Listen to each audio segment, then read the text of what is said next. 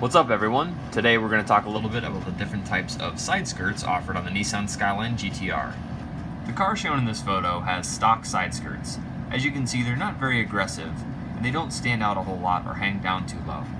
Now most Skylines that you will see will have this offered, again as it's factory, but there are a few other options, such as the Nismo, which is seen here.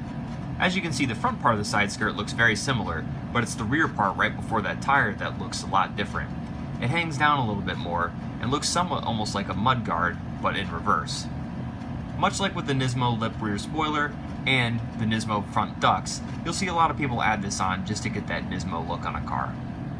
This particular car has the Nismo side skirt complete with the rear spat. As you can see behind the rear tire, you'll see an extra little piece sticking out a little bit to add a little bit of extra aggression. This more or less completes the Nismo look on the side. Here we have an example of an aftermarket side skirt complete with rear spat.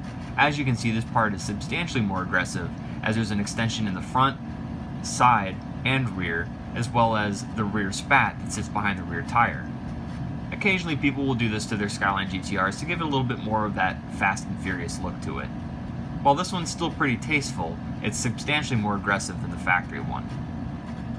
And for the complete ground effects package, here's an example of a very aggressive aftermarket one. You can see that it hangs down in the front and the rear, as well as having a very aggressive rear spat to complete the entire look.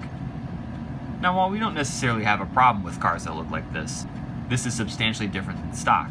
So of course, like many things, it's down to personal preference. It doesn't look bad, but for some looking to keep it stock, this is not going to be what you're looking for.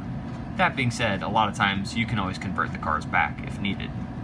If you enjoy a much more aggressive and racing style look, this will definitely complete that look for you very easily. We plan on bringing you more videos like this in the future, so if you haven't already, be sure to hit that subscribe button so you can get updated with more videos like this to learn more about the Nissan Skyline. We hope you enjoyed this video, and thanks for watching, and have a good one.